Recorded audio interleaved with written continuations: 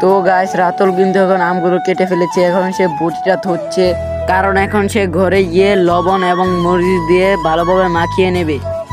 এই যে গাইস এটা দেখতে পাচ্ছেন, এটা কিন্তু চিনি, লবণ মরিচ আগেই দিয়ে নিয়েছে, আর রাতুল কিন্তু অনেকটা চিনি পরিমাণ ফেলিয়ে দিয়েছে। এখন কিন্তু আমরা এগুলো নিয়ে যাচ্ছি আমাদের জায়গায়, যেখানে আমরা এগুলো খাবো। এই যে দেখে নিন গাইস, রাতুল কিন্তু দেখাচ্ছে এটা লবণ আর এটা মরিচ, গুঁড়া মরিচ। এখন কিন্তু রাতুল এই লবণ আর মরিচকে ভালোভাবে মিক্স করে নিবে, যেন অনেক ভালো লাগে। আর এই ব্লগটা আমার না, এই ব্লগটা রাতুলেরই। আমি আর কি উপর দিয়ে একটু ভিডিও করতেছি, খুব শীঘ্রই তার এই ব্লগটি আসতেছে, সবাই রেডি থাকবেন তার এই ব্লগটি দেখার জন্য। এখন রাতুল কিন্তু ভালোভাবে মিক্স করে নিচ্ছে, প্রথমে দিয়ে নিচ্ছে মরিচ, এটা অনেক ঝাল, পরিমাণ মতো মরিচ দিয়ে নিচ্ছে।